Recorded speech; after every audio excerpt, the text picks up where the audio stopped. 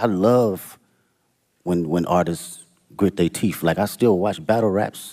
From the moment whispers began that Kendrick Lamar's stadium tour was nothing but fabricated hype, rap fans everywhere found themselves tangled in a swirling web of rumors. Some claimed his upcoming shows would flop outright, others insisted ticket counts were padded. But the truth, it seems, is painting a very different picture, one that's left the doubters scrambling for excuses. For months, online chatter suggested Kendrick couldn't possibly fill giant stadiums. The loudest critics came from Drake's orbit, with certain OVO insiders and a few media personalities connected to him, fueling the narrative that Kendrick's numbers just weren't real. Message boards buzzed with half-baked conspiracy theories, and social media feeds were lit up with bold claims that nobody cares about Kendrick Lamar anymore. If you scrolled through comment sections, you'd see the same handful of phrases repeated like a broken record. Fake hype.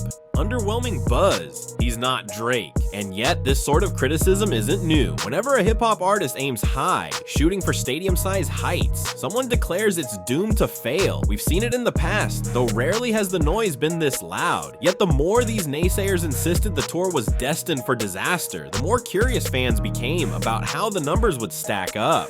As pre-sale codes started rolling out and ticket receipts poured in, the real story revealed itself. The first concrete report showed that Kendrick's run of dates, dubbed the Grand National Tour, was over 90% sold out across all 23 scheduled stops. Entire sections in major stadiums vanished within hours. Suddenly, all that bold talk about fake hype had nowhere to stand. In an industry where anything above 70% sales in a big arena is considered great, surpassing 90% in stadiums is staggering. According to insider data, the average attendance at these shows will likely hover around 49,000 people per night, with some venues pushing even higher. The scale of this is something we rarely see in rap. It's not a co-headlined pop-rap hybrid tour or a festival arrangement. This is Kendrick at the helm, flanked by close affiliates like SZA and DJ Mustard. No illusions, no borderline mainstream pop star to pad the numbers. Just pure hip-hop, presented in the biggest settings possible. This development isn't just a feather in Kendrick's cap.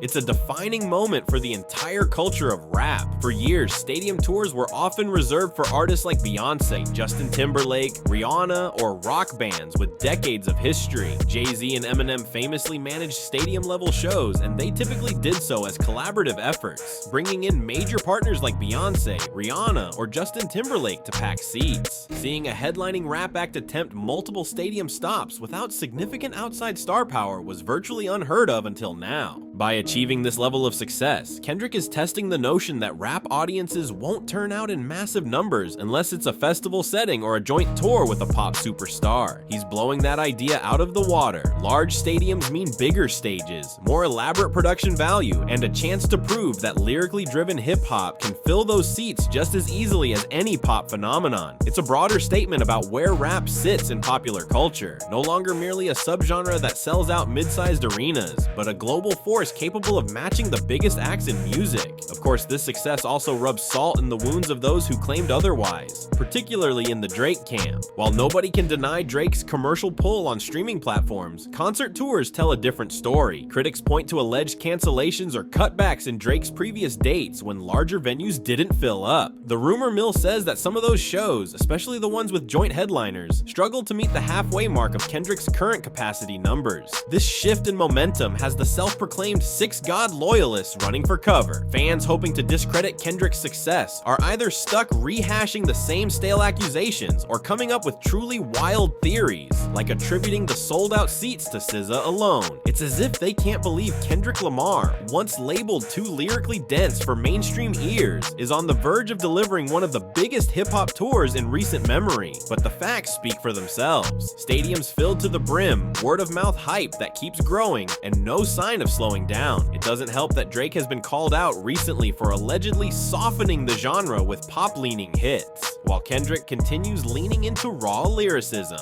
How can you downplay a rapper who's bringing pure bars, coherent storytelling, and colossal performances that attract nearly 50,000 people per night? The numbers refuse to lie. The cultural ripple effects are huge. For one, this milestone breaks the glass ceiling for other rap acts who wondered if they could do the same. Stadium tours might finally become a regular possibility for top-tier hip-hop performers. Names like Travis Scott, fresh off his Circus Maximus tour, are inching closer to that same horizon. If Kendrick is doing it, others have proof it's possible, provided they bring the skill, the spectacle, and an undeniable setlist. Then there's the question of synergy within a collective. Kendrick has always been about uniting forces that genuinely fit together, like TDE's roster, which includes SZA, one of the most prominent R&B voices of this generation. Throw in DJ Mustard, who's produced hits with half the rap industry, and you have a lineup that flows seamlessly on stage. This isn't a last-minute feature of unrelated stars. It's a curated crew with shared history and vibe. Watching them sell out show after show sends a clear message. Fans respond to authenticity. They want to see real chemistry on stage, not forced collaborations or shallow mashups. By showcasing TDE's cohesive dynamic, Kendrick is effectively instructing others on how to build tours that feel truly special. If every stadium date is a spectacle that merges rap and R&B into a cohesive storytelling experience, there's no telling where hip-hop can't go from here. It's crucial to remember how consistently Kendrick shatters expectations. He performed at the Super Bowl halftime show, delivering an unfiltered rap presence that felt more like a statement than a performance. Once again, experts predicted that brand of lyrical complexity couldn't possibly attract the casual viewers, but he pulled it off, earning rave reviews from critics and fans alike. Now, with the Grand National Tour, he's doubling down and showing the music industry that his style isn't just for diehard hip-hop heads, it resonates across demographics. It also shows that rap can retain its grit and substance while making mainstream waves. Imagine the impact on future generations who grow up seeing rap's biggest names regularly filling stadiums. This becomes the norm instead of the exception. Other artists are quickly catching on. The Weeknd is launching a tour featuring consistent collaborators like Mike Dean and Playboi Carti, echoing the collective synergy approach. Even Travis Scott is rumored to be eyeing a more cohesive lineup for his next major run, possibly featuring Don Toliver and Sheck West to create that same sense of unity. Whether it's a TDE blueprint or just common sense, everyone now sees that fans crave authenticity and cohesive storytelling from start to finish. When all is said and done, Kendrick Lamar's stadium tour success isn't just a personal victory, it's a gigantic leap forward for hip-hop, a genre that was once relegated to smaller spaces or forced into co-headlining arrangements with massive pop icons is now thriving in football stadiums. The numbers don't lie, and they point straight to a new chapter in rap's evolution, one where lyricists can rule the largest stages without compromising their artistry. For the naysayers claiming Kendrick's hype is fabricated, there's little left to argue. He's breaking ticket records, forging fresh paths for collaborative tours, and proving that the most substantial rap in the game can dominate the biggest venues on earth. The best part? This might only be the beginning. More large-scale tours could follow if others heed the lessons that Kendrick, SZA, and Mustard are about to teach the world. Real synergy, real artistry, and real dedication can captivate fans on an enormous scale. So as you watch him command stadiums packed with nearly 50,000 eager fans each night, remember that this is more than a single rapper's success story. It's a celebration of what hip-hop has become, a cultural juggernaut that's no longer content to merely share space on festival stages. The Grand National Tour is setting a precedent, and for the genre's sake, it couldn't have arrived at a better time. Kendrick is showing us all a future where rap continues to escalate. Bigger shows, stronger collectives, and greater creative risks. Each sold-out venue cements a legacy that will have ripple effects on the entire industry. Keep an eye on what happens next, because if one thing's certain, it's that Kendrick Lamar has no intention of slowing down. The era of rap stadium tours is truly here, and it looks like the doubters are the only ones left without a seat.